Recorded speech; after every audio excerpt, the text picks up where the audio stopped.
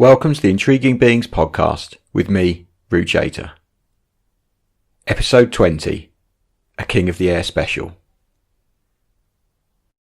Good morning, good afternoon everyone. I'm sat down again with last week's guest, Lewis Struggling to find people out here. It's actually quite funny. Everybody's here, but you WhatsApp them and then they just bail on you, and it's like quite tricky to get people pinned down.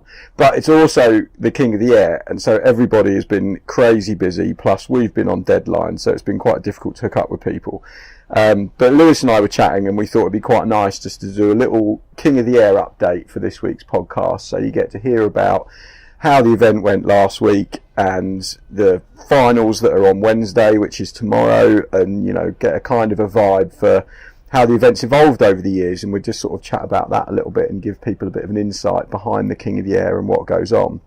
So Lewis, you're, I think, the only person that's competed in every event now that Sam Light was injured and couldn't compete this year. Actually, Sam had missed one of the years before. So it was the seventh one in a row I'd done, and I mean, to be honest, that had coincided with guys like Aaron having a big injury, Kevin having a big injury, Nick having a big injury, Jesse having a big injury. So it just basically was that I wasn't injured every year and managed to keep getting back in the event. But still, I'd like to think that I've been on the journey since the start of it in 2013. You could even go back to 2012 if you include the Mega Loop Challenge then. So certainly for 7 or 8 years, my trip in Cape Town has become more of a working, focused effort to it's not off season, but my first 5 years here were almost like going on holiday. No, it definitely was off season, so it's definitely changed the experience of being here. Because you're out here and focused on that event for most of the trip, I guess. Yeah, and it's the biggest event of my calendar to be out here at the King of the Air. It's the biggest event in kiteboarding, I think, so it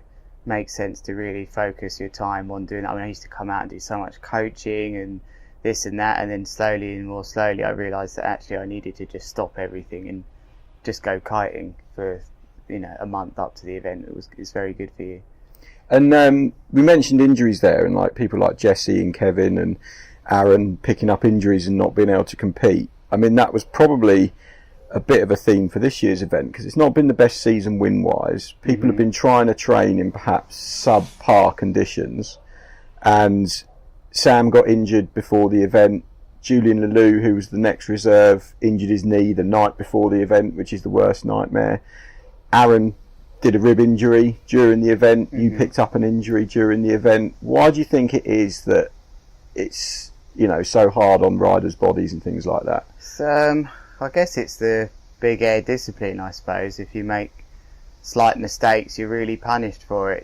Like Aaron hurt his rib for, I suppose by no means was a huge crash, but it was one of them ones where the harness can snag you and get your ribs. And Sam done his ribs by, not a major one, but a reasonably big crash a few nights before. I do think there's an element to the more time you're here and the more you build up for it, that you start to protect yourself a bit more. Certainly for me, the first week you get here is the one where you've got to be so careful, because you're not really in the zone with it, and you can't go all out the first sessions now. I think that's what I've learned over the years. That's where most of the injuries come. But it's this discipline with the extra risk and height, and especially in competition is where you kind of like some of the moves, we never train them, like a big scent handle pass. We openly discuss between each other that that's a stupid thing to train. We've been doing that since 2004 and 5. It's very simple. You could do it blindfolded, but it's one of them ones where it just isn't worth practicing it, because you don't want to increase the amount of times you do it that you might miss the bar and drop out the sky. So you save those moves for the event, and I think you do more frequency of the big moves in a short succession of time, which isn't what you usually do. When you go for a kite session, you might have 8 to 10 minutes between each big mega loop, whereas here you're cramming 7 or 8 inside 8 minutes, so you have fatigue that influences that. Very likely not the ideal condition to be throwing that stuff in, so you're kind of forcing it all out there, so you're bringing in all these extra variables. So the injuries tend to happen during the event, and like we said, around the event as well. I think the biggest skill of this event is actually to not be injured before the event. And then to not get injured during the event and make and definitely. then you've got half a chance of making it to the finals. Yeah, Do you think the conditions play a big part? I know it's something that you've discussed before, and we don't want to sort of bang on about it, but I was chatting to Aaron Hadlow last night at Ewan's movie premiere, and he was saying that, you know, the wind limit for the event seems to have come down over the years. Like when it was the Mega Loop Challenge, it was, you know, crazy winds, like 40 knots, and this event, arguably, it was 25 just, I guess, when you looked at the report afterwards. Yeah, it was an average 25, but I think we know that that's realistic every year. I mean, you can sort of lie to yourself and think it might go absolutely nuking. We haven't had a super strong season this year. In fact, the last 3 seasons, there hasn't been any of these 50 knot days like we used to. My 8 meters stayed in the bag and won't come out again for another season, which I suppose to some people they can't believe. But in the winds that we use these kites in, our 9s go up to 40 knots, certainly our sea kites. So it has evolved slightly differently over the years, but there's no real complaints about that or negativity around it, because it is what it is. It's a 2-week window. The call to put the event on these days is never met with any, oh, we can't do it because there's a better day. They're choosing the best days. There's a team of people that look at the forecast. I've just sat with Kevin at breakfast and asked him what he thought about the event not running today and it running tomorrow, and he was on exactly the same page as me. That he was like, you know, I just checked Wind Guru.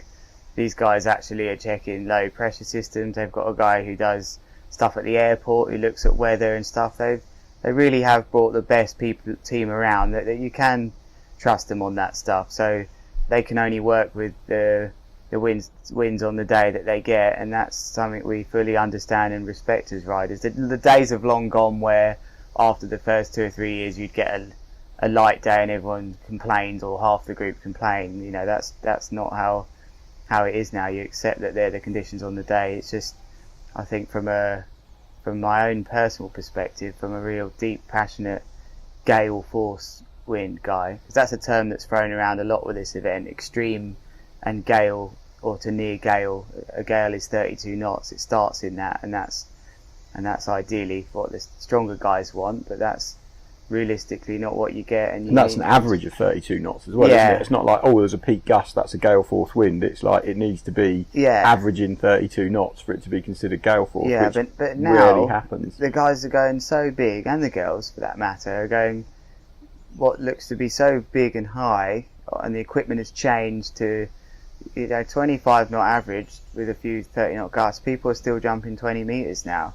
You know, and that's been the evolution of the kit or the equipment in a way. Like, you won't see many riders taking sea kites now in those winds. It's predominantly bridled kites or brid kites, bow kites. I would nearly use the term. That term's still in use, but I think there's one sea kite left in the last 6 now, which is Liam. Liam, isn't it? Yeah, he's still got the F1 WTF. Yeah, so that's partly down to riders' choices of what they use, and for us stubborn guys that think it's still going to nuke it, it's something we might need to adapt better to. Didn't you ride the Rebel one year? Or I know that you were using the Rebel a lot for kiting, so what's your theory behind using a sea kite over a bow kite when you look off the beach and you sort of think those guys on the bow kites are doing better? I think it's like really psychological, and it's ingrained in how you got into the sport. You know, my way into the sport was looking at a guy like Ruben making these videos, which were just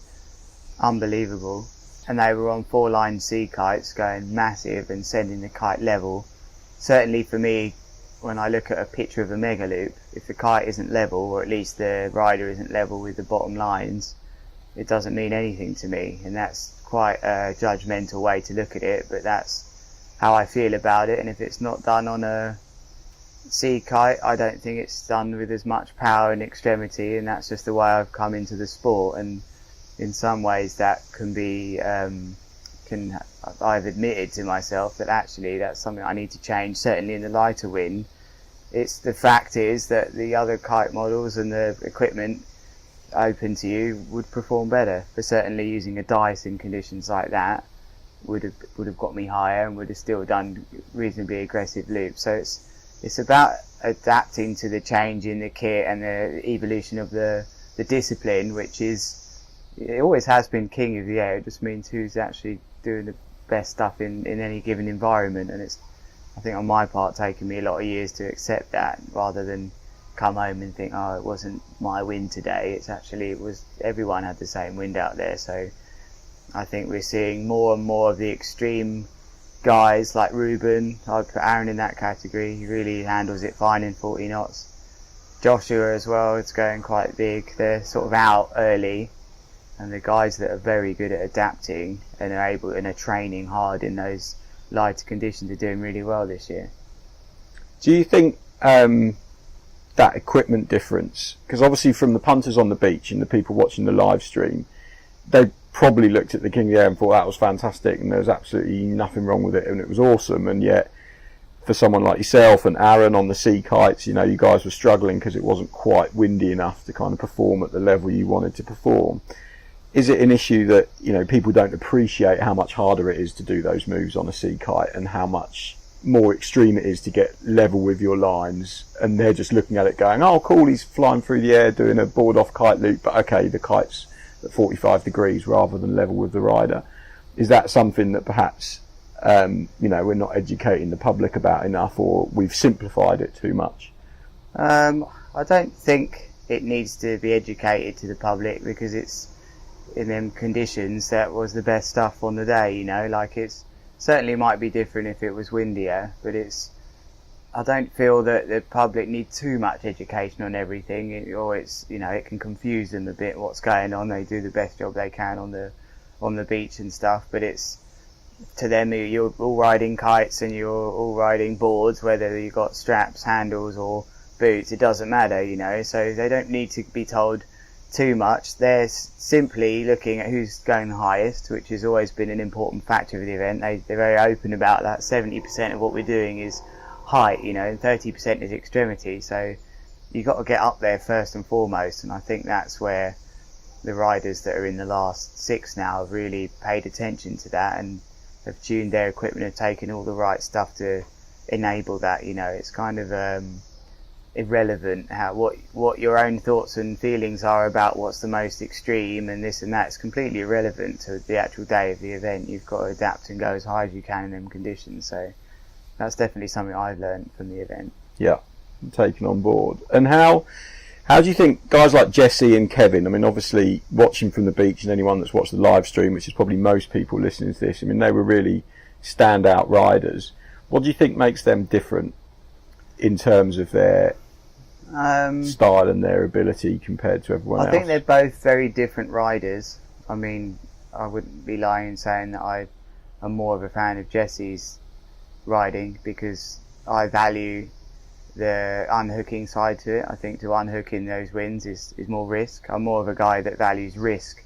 Certainly after the crashes I've had, I feel like you kind of think that's where the point should go. But in Kevin's case, he's just so consistent.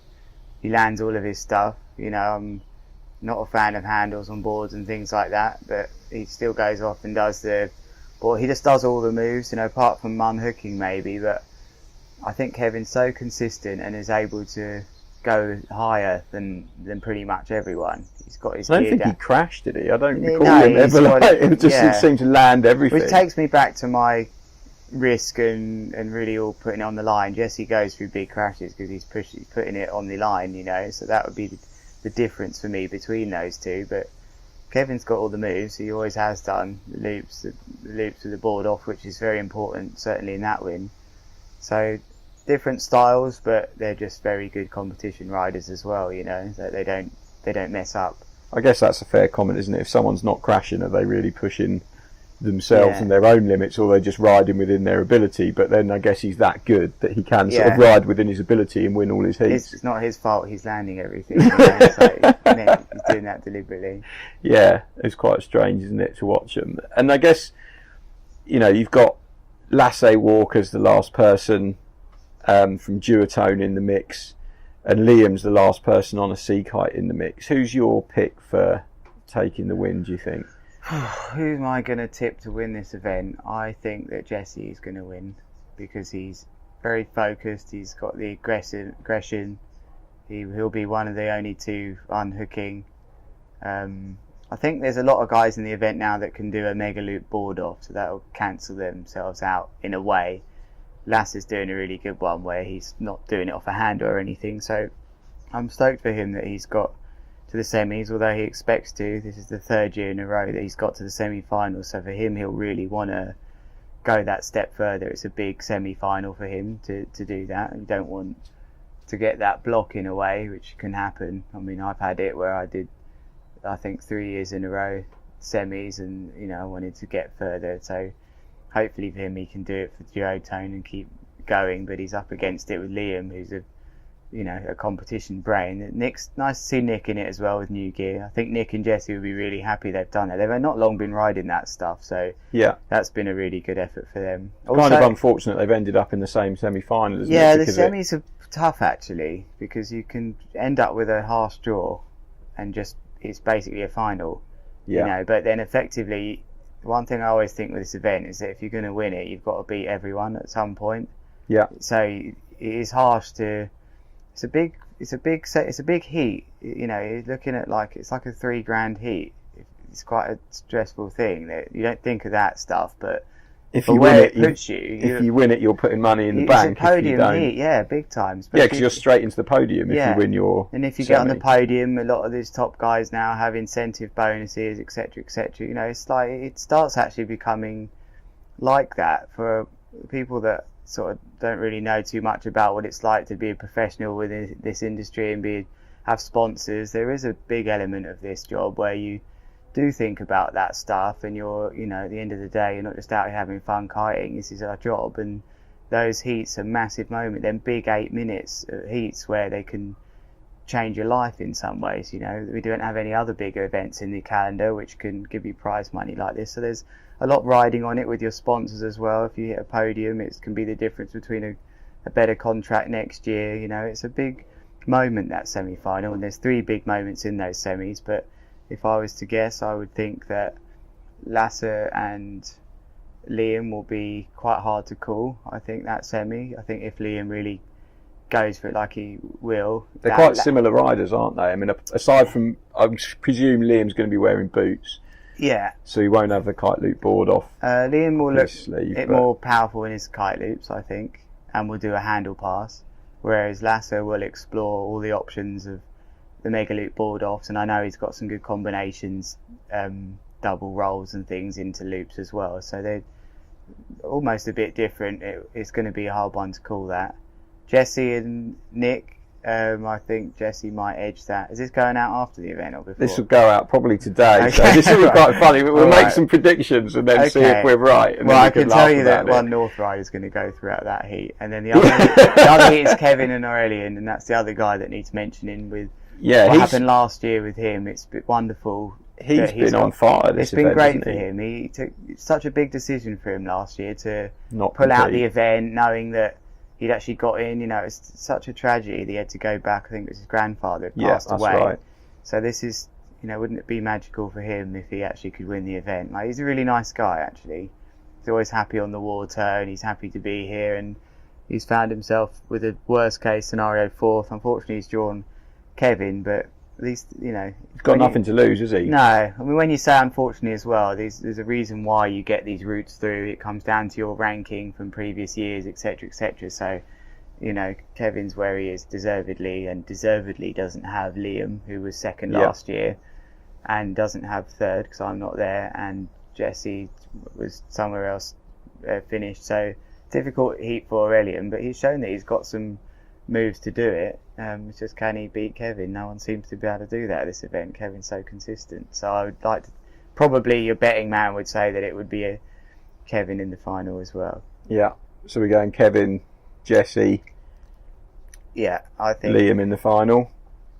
Yeah, I don't know. No, I'm going to stick with my teammate Lasse and say that he's going to do it. Yeah. I think for Lasse, he'll show that he's got the variation, and I think from watching it on, was it Thursday last week, Lasse I would pip against Liam. It depends how much they value a scent handle pass, or if that is going to score in your variation. For me, it's quite a big variation to unhook from your kite and do something, but then again, unhooking from your board with your feet is also another element of variation as well. So let's see how that goes. That's going to be a close one, but I'd like to support my teammate and say he's going to pull through with that one as well. So, final in this order: Jesse, Kevin, Nasser. Let's go with that. Yeah. Yeah. And then we won't pick a winner because we'll just look stupid. Yeah. Although I'd probably... Well, I kind of did just put it in that order. Oh, that's the order of the finals. Kevin, Jesse, and Nasser. I would say probably, if you were going to put money on it, that's probably the sound bet. Yeah. With Liam as maybe a bit of an outsider if he gets a nice. Also, it depends if Jesse does. Jesse can do a mega loop board off too. And you know, I don't know how consistently he can do it. That has become a move of the event now. It's the king of the air as well. Anything could happen. I mean, who would have expected Aaron and you to go out so early? You know, and Carlos Mario to not really look like. You know, he didn't really impress that much on the water. He just looked a bit out of place, I felt, and didn't really seem to be. Didn't look at home, is how I would put it. Nice to see him over here. Yeah, great to see him over here. But I think, and even he, when he saw his flag go down, he just went off riding upwind and rode around for a bit, and obviously seems a bit annoyed about it all. But yeah, you've got to spend time here. You can't just turn up days before and expect to know this place. It's really needs to quite, even just the way the waves break. You don't. You know, it's not by chance that. Remember last year someone was like, oh, you didn't get any waves in the final.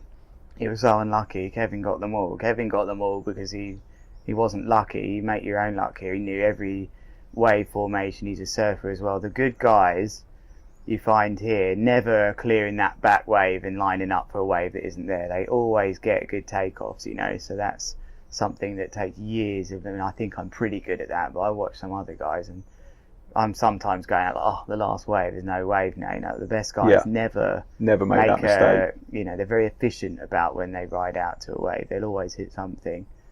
And what's the judging format this year? It's 2 moves, isn't it, that you get scored on in the first part? Although for the semis it's going to be different, right? So the semis will most likely, well, it is just three of your best tricks and then a separate variation score. So it's a maximum score out of 40. Your 3 moves will score out of 10, and then the other 10 will score with an overall impression score, which is basically variety. They want to see a bit of variety, not just within your 3 biggest scoring moves, but what you've done and that sort of thing. But generally, if it isn't over 25, it's the height aspect is it's quite hard to get different scores. You see a lot of scores, basically it was all low 5s to mid 6s were the actual range of all the moves. I think that's something I'd like to see change in the future, and one way you do that is increase the wind, and then we might get a chance to get up to 7, 8s, 9s, you know, like, because then it's a bit easier to differentiate yourself. But that said, they're scoring 5s and 6s because they know that if the wind picks up they need 10, that 15 room knots, they need that and... room, so there is that aspect to it. But certainly that's one thing in Kev's favour, the height thing, because he just gets that height, you know. He's reading the criteria and he's doing that, so that's why he's been so successful in the past. What do you think for anyone that's like, obviously it's the pinnacle of the sport at the moment, in terms of the visibility of it, because obviously you've got the Mega Loop Challenge, which is, we were chatting earlier, is perhaps more of a legitimate Mega Loop event in stronger winds, but in terms of visibility, this is it. What about people listening that are just like, oh, I'd love to be part of that? What advice would you give to them? As someone that's competing, or like how would they get into it? Competing, competitive, new word, heard it here first. What advice would I give? Well, it's so hard to get in this event now. Yeah, it's like, you know, how many? Well, it's almost like being a Formula One driver, right? There's 18 riders, and there's 18 Formula One drivers at last count. I think something like that. So the advice I would give is that there's a lot of people out here that you see that are actually riding pretty well, that can do reasonable mega loops and things like that. I suppose I would encourage people to try and learn things both ways. I think that's definitely necessary at an event like this now, especially in all conditions really. We saw at that event everyone was doing everything both ways, apart from mega loop board offs and things, but you really need to be able to loop both ways to come into this event, which takes years to learn. It's almost like, I compare it to writing with another hand, the sensitivity in your hands to do that, and your awareness. And if you come from a place where it's only one way all the time, force yourself to go somewhere. Like Cape Town for me was my window to left foot forwards riding. I come from the south coast and I was always right foot forwards, pulling on my left hand to loop, and I came here in the first 3 years I couldn't even jump properly. It would slowly spin me around into a front roll, and I took years to study jumping and understand it. And it's a choice to bother with that, though. You see a lot of riders coming here and only riding right foot forwards on the way in. Just don't bother with that stuff. Actually just keep jumping, you know, actually learn how to do things both ways. I'm not sure if they will be continuing with the video format of this, but certainly a majority of those videos didn't meet the criteria from what I was looking at. It's very clear. Show the landings, show that it's super windy, and show a bit of variation. And I think if there was one video you should watch to show you what you need to be at level wise to come into this event, it would be Ross Dillon's video, which was superb last year, and it was for me the first pick to come back into the event, because it was just so easy for the people to judging it to go, right, that guy's doing everything, ticking all the boxes, and good for him, he's actually made the top 10 and he won't need to do that video. So there's one good video out that won't let us go in again next year. So yeah, actually even coming to watch the event is quite an eye-opener to see how it runs. See it live. And yeah, I think coming to watch it, not even for people that want to be in the event, just for, like you said, at the pinnacle of the sport, it's an amazing day which really celebrates the big air. It's a celebration, people on the beers and down there. It's a wonderful event to be part of, where people are just stoked about, you know, the most unique aspect of the sport, which is why we all got into it and why it's connecting so well with the audience now, because everyone loves to learn to fly, and this is the best environment to see the best guys in the world doing that stuff. So actually being here is I mean, this is the first year you watched it? It's the first year I've watched it live. So yeah. We always used to watch it from the Caribbean on the live stream. And the advantage of that was, and I'll be honest here, is you're not getting sandblasted. Yeah. You got a nice beer in your hand. It's really nice and warm. And the live stream is pretty good. Like it's had its years where it's been a bit ropey, but it's pretty good. So then you'd write the article as you were doing it. So after this event, I left the beach at 6. Went home, wrote 2,000 words, edited, 60 odd pictures, but went through the thousands that I took, and didn't get out until 11 o'clock. But at least my article was the first up. Yeah. And that's always like a key for us, is to be first. So that was the advantage of it. But like you say, being here live and seeing it live is, can't compare, literally can't compare.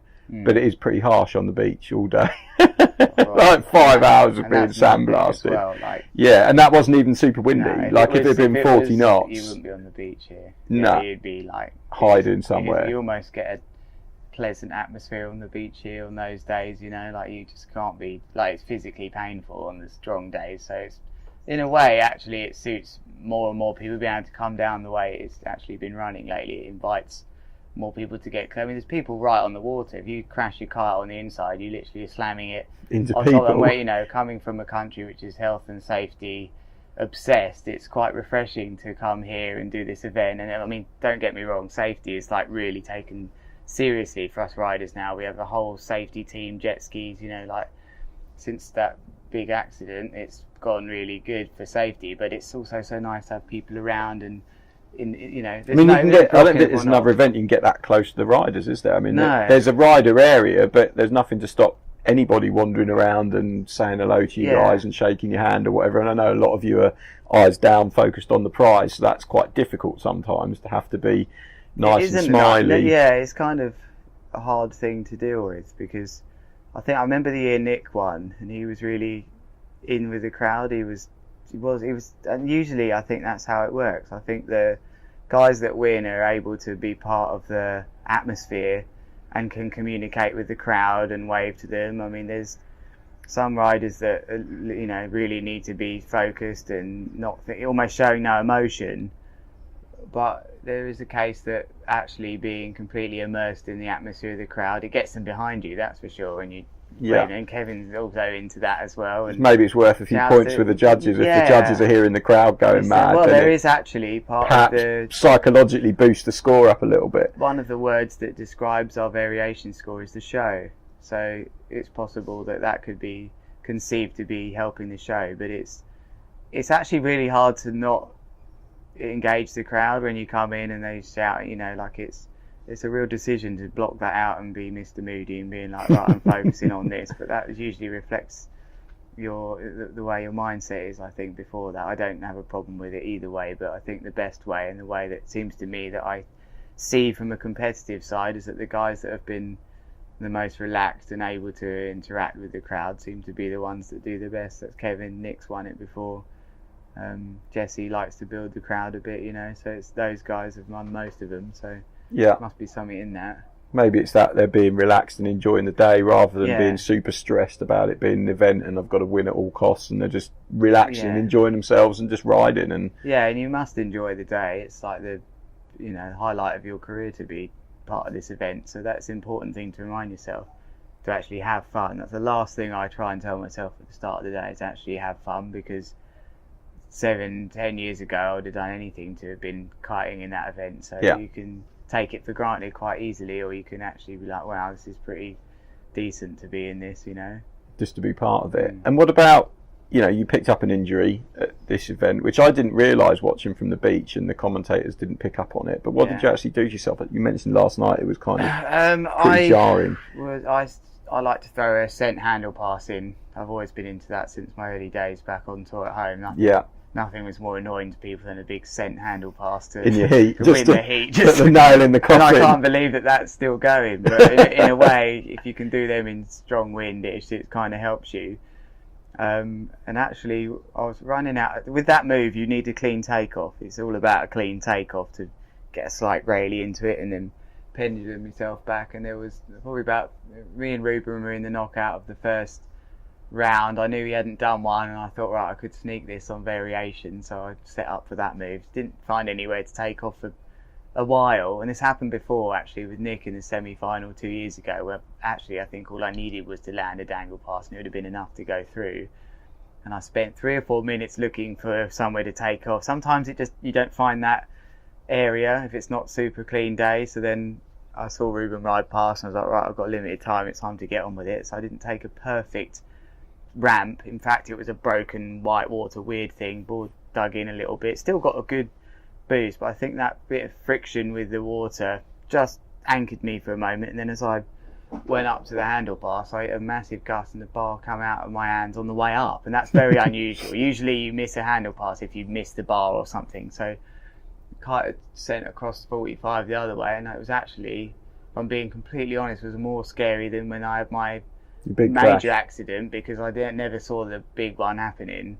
Whereas this one I was there with no bar and a leash, and was sort of coming down in boots where you can't kick the board off. I never can kick the board off straps anyway, so it would have still been bad. And I was just like, well, it was like slow motion. I think any kiteboard that's had a big crash high up involving a line snap or sending the kite straight down or a catastrophic equipment malfunction knows that period of time is scary as hell. It goes in slow motion, and you get basically you decide on how much injured you get, depending on how you land. I think ideally you go in shoulder first. I was kind of stuck, sort of, what's the term, spread eagle. I think the crucifix position, just looking coming at the down. sky, and I just really took a big one, and my right leg got bent, all crumpled up. It was nasty, but luckily I haven't blown anything serious, but I did consider getting out there. So I've just done some ligament damage in the knee. So I need a strains or tears, or just probably tears. I mean, I went to the doctor. I haven't got a scan yet, but I know I haven't snapped anything, or I couldn't walk. I mean, I actually kited my second heat, but that kind of was the moment where, for my day's experience, turned upside down. I was like, not really. I've been really strong, been at the gym. It's probably what protected the injury from being something major. That really helps out here to be strong, and in some ways, because of that, every part of my leg took a bit of an impact, but it didn't affect my result in the day at all. That's not something I look back on and think, oh, if that hadn't happened. I mean, Ruben went through second heat. I wasn't sure to go out. I mean, that was the time where I think soon after that, Joshua hurt himself a bit. A few injuries sort of crept up, which can also be happening because of the wind as well. It did decrease that day, and the loops don't become higher, and you drop out the sky, and there's a bit of that involved in some injuries. But for my part, I got some painkillers in me. It was fine. Did my second heat as best as I could, but actually now probably shouldn't ride for a month, which is very hard to do out here because it's the mecca of kiteboarding, and it's a hard place to. I mean, I've had injuries in the past here, and deliberately I take every route not on the front road so that I don't see the kites. It's a very difficult place to be injured. So from my experience, it's best to go home early. You're flying home Friday. I'll go home aren't you? Friday and see the physio and get a scan and see actually what I've done. But I know in my body that I need a good month off that. So it's part and parcel with this event that you do pick up injuries. If I look at my last 7 events, probably 3 of them I've had an injury which has put me out for a period of time, and I'm not the only one that's had that. But that's what you give to be, you accept that, and you want to give everything for this event, so you do it. The difference is you wouldn't do something like that in a not normal day kiting. You'd wait, like I said, 20-30 minutes to perform something like until it's perfect. That's the difference in this competition riding, is pushed into doing compressing it all into that heat and making correct decisions like that. And so now that you're not competing, obviously tomorrow it's going to happen.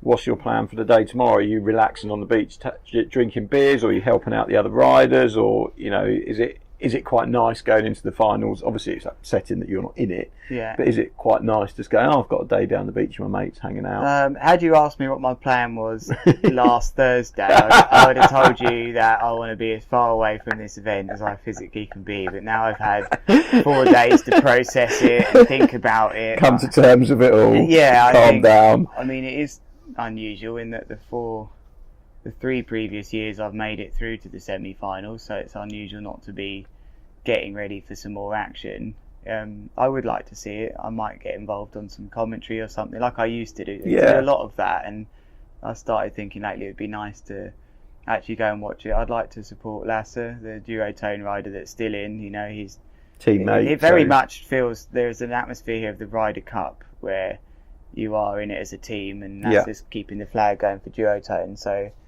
I'd like to support him if I can. I know he'll have his caddies and things like that, but I would like to go and see the day as a fan of kiteboarding, because that's important to do as well. So I will be there, and I think hopefully it will come through strong in the evening, and it's going to be a good climax to quite a intense 2 weeks of being on hold. That's a really hard time to be waiting. Those guys now are like really on hold. I mean, your whole life's on hold anyway in January until the event starts, and then having that break in the middle, I know from experience, is kind of like, it's a lovely feeling to get through the first part of it, but it's sort of brought back down to earth when you're like, right, we need to go again, but I'd certainly rather be in that boat than looking at it from a day out on the beach. Especially if it nukes it, that would be painful. That would be very painful. If you're looking at the conditions again, they would have suited me a lot better. There's nothing worse than being out of an event and the first part of the event's been 25 and then you see a 40. That would be borderline hard to be at the beach, if I'm honest. That would be very difficult.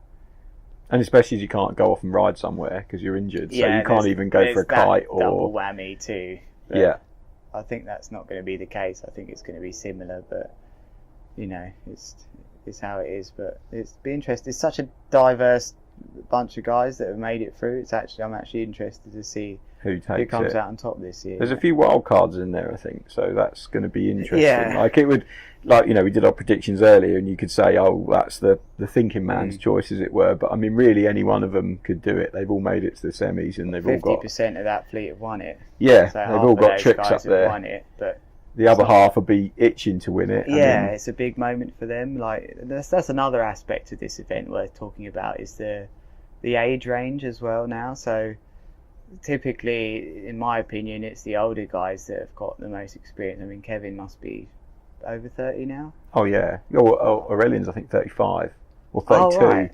But he's the oldest person in the event. He's either 32 or 35, so he'll either shoot me or it's either me or him. But he's okay.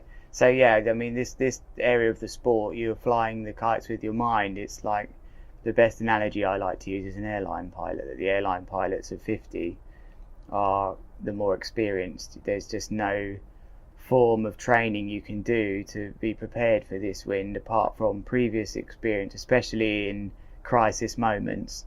You build up a picture of when to pull the kite. I mean, you can mega loop half the way round with it facing down and pull out of it if you sense that something's wrong, where you don't build that window of time when you first start learning. When you first start learning this stuff, you send the kite round in your mind before you've even taken off. You just commit to everything, and usually that takes 3 or 4 rib injuries, which are horrendous to sit through. If anyone's hurt their ribs in kiting, you know how hard that is. So you have to have gone through that time. So we're not seeing a massive amount of young riders. I know there was an 18-year-old, I think, in it.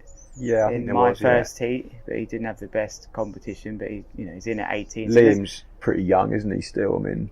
Yeah, well, how old is he? Probably nearly mid-20s or something, or not? Yeah, I don't think he's that Yeah, old. so it's basically, compared to freestyle, we don't have 16, 17-year-olds that 14-year-old are just blitzers. so aware of their aerial awareness at a low level. This is really about piloting a kite. We're pilots out there, so I think that there's the odd young person coming in, but like in Aurelian's case, possibly he's the oldest guy, and he's come in and got to the semi-finals. So you're seeing an older, and if you looked at the average age of those that have made the semis, I think apart from Lassie, they're all over 25. I think would be a fair judgment. So there's that going in your favour when you start becoming one of these older guys. You're like, well, getting the experience. Maybe up to this event, I was on a real crescendo of results. I was like peaking. Always like, right, I'm hitting my yeah. peak. And so this little blip hasn't been too welcome, but I think it sounds a bit outrageous, but it's something that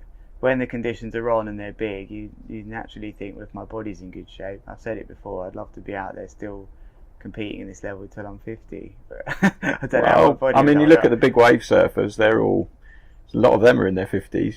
Wow, I didn't know that. Because it takes experience. Yeah, you look at the average age, I think it's like 40 odd. There's not many young guns come in and really pushing them. Obviously, you've got like the Kai Lennies and a few of them, but the majority of them are getting on a bit, certainly in their 40s, if not getting on for 50s. You're not needing your body too much here as far as being supple and flexible. I mean, I'm not very flexible. I do my stretches and try up to the event to be in the best shape I can, but it's all core driven. It's all about your core strength, which is naturally built by this discipline anyway. So, and the more experience you have, the better you're getting. So the more time you spend mega looping every year that you do that, you're building up more experience than a younger guy who just hasn't been on the planet long enough to do that. Yeah, and you're hopefully part of a wave which is pushing it further away from when the others are getting into it. So, effectively you're just sitting on a chair and piloting this kite, that's how I see it. So it's all in the mind for sure. So next year, Aaron's out early, you're out early. Technically, you're going to have to do a video to get back in, unless you get a wild card. Yeah. Are you 100% video coming back, or are you Definitely. kind of like... I mean, if I've heard they might not be doing a video, so I'm not sure how that's going to work out. I mean, naturally, you try and hope for the wild card slot, which in my mind, Aaron should get first in. He's won the event twice. That should be a no-brainer. Then you've got Sam, that's been pretty much at all the events, apart from two now actually with this last one.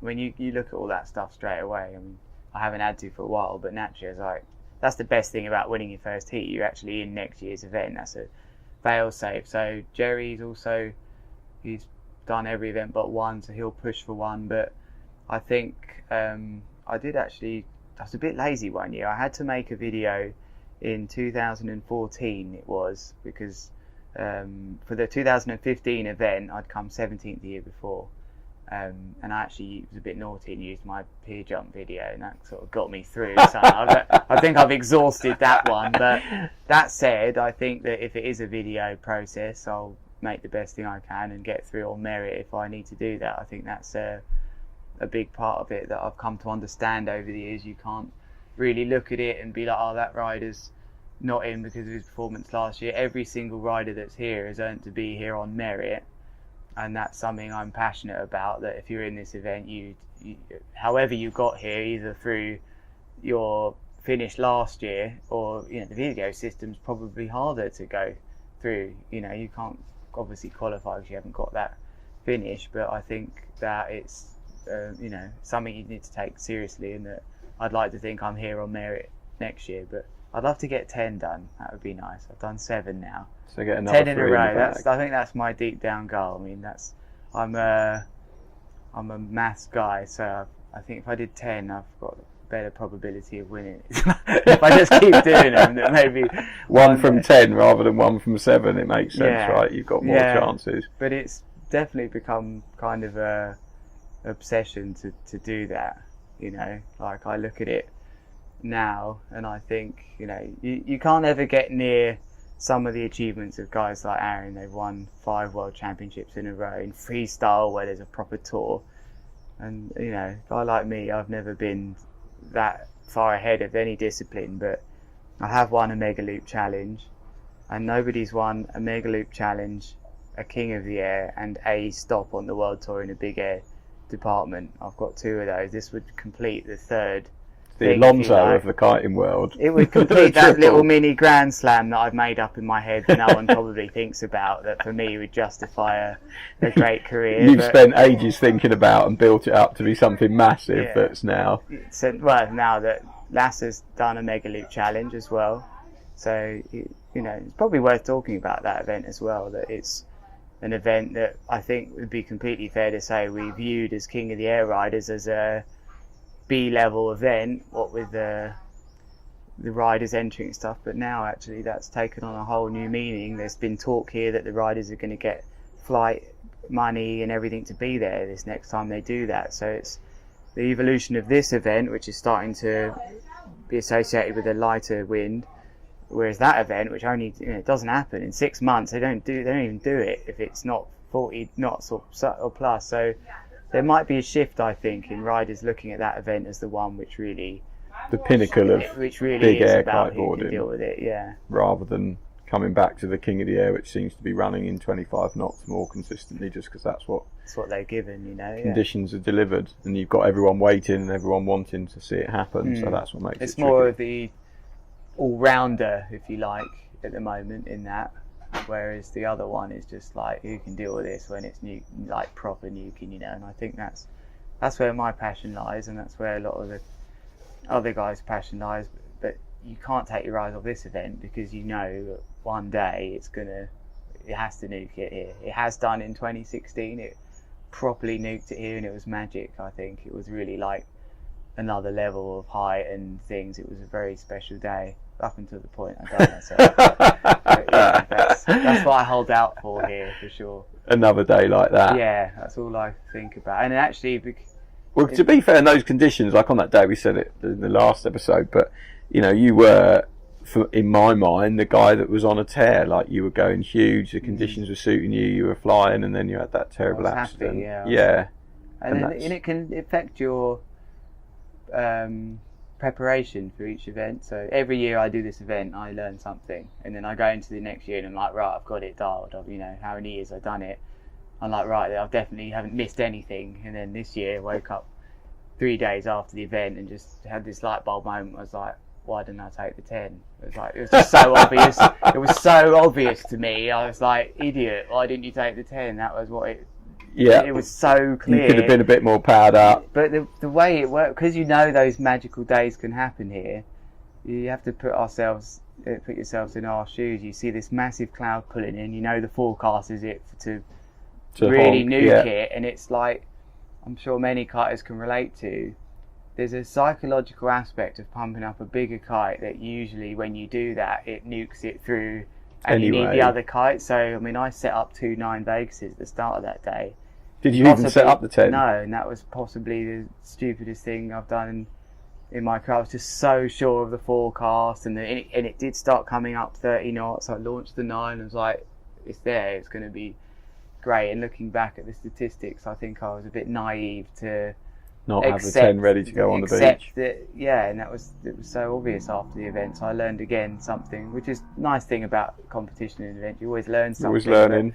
Definitely the other guys were ready for that, and I think that's what I learned from it, is that you have to, it's an illusion here. You see that cloud come in and the mountain, and it's just hard to set, you know, it's hard to think negatively that, it's not going to pump it. You've got to have all your bases covered, and that was a competition move I didn't do so well this year.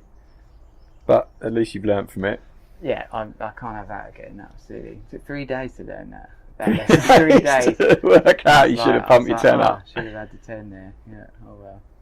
Well, last year it was the same wind, and I got through to the last 3, you know, so it was kind of, that was playing on my mind as well. I think since last year now, the riders have adapted so well to the lighter conditions. The light moderate conditions. The riders it's unbelievable. Everyone can do everything both ways. They can do all the moves. Like, you really have to be able to do all of that stuff. So I've seen all the guys out here in any condition training everything all the time, and I think had thought watching on the beach, like, why are they training in this? You know, we're talking light stuff than you expect, and it's so that they can do it in those conditions. So that's another lesson I learned too. Yeah, go and push it. Yeah. So next year, I'll give you a wild card on the basis that you were the man that, probably the most famous man with the event, who got more press out of it than anyone else. So just on the fact that I might have a crash again. Yeah. Get some exposure. Go have Lewis in, he's good for the money. I might have though. another crash. Yeah, I don't want to become that guy, especially after this last one here. It's like, oh god. Every time I nearly have a crash on the water now, someone's like, oh, I thought you were going to have another big one. I don't want that label. The jet skis are revving their engines as soon as they saw you Following coming me in. around, three of them behind me. Well, the event happens tomorrow. I'll see you on the beach for a beer. I'm going to go and stick this online so people can listen to it. Who's your before money tomorrow. on?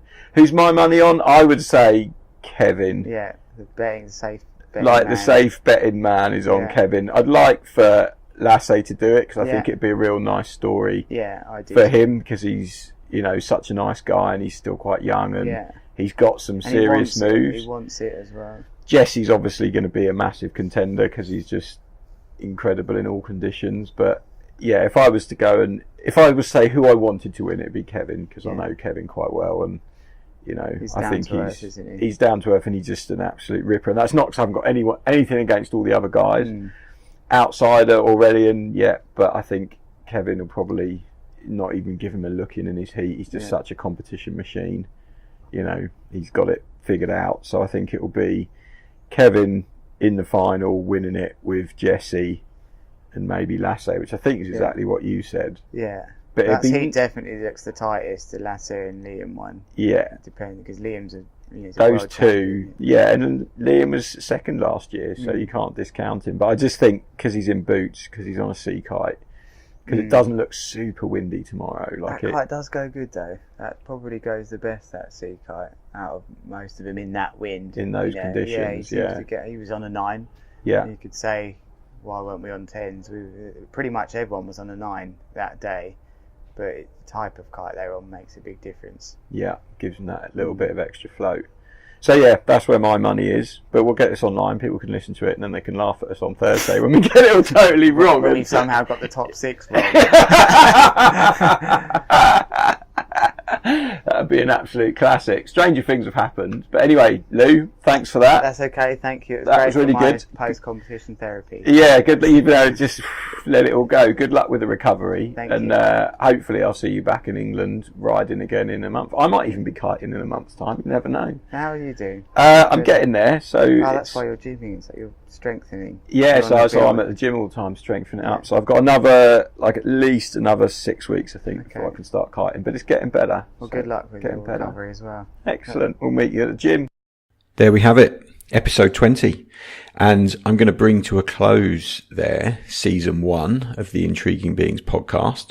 That doesn't mean it's finished by any stretch of the imagination. I'm going to be back in a couple of weeks and I'll have another season for you, season 2. What I always wanted to do with this podcast was keep them really high quality with some really interesting guests. And what I'd like to do is just get a few weeks to catch up, getting hold of some good guests to have on the podcast that are interesting and fit the criteria of being an intriguing being. So that's my plan. And I'm going to work really hard on bringing season 2 and making it as good as season 1. Thank you so much for listening in, and thank you for all the positive feedback and for letting me know how much you've enjoyed these and coming up and shaking my hand on the beach and sending me messages and things like that. As ever, share these episodes as far and as wide as possible. It's the fact that people are listening to them that makes me feel like it's worthwhile putting them together. Thanks ever so much for tuning into season 1. I look forward to seeing you for season 2. You've been listening to Ruchater and the Intriguing Beings podcast. Have a fantastic week.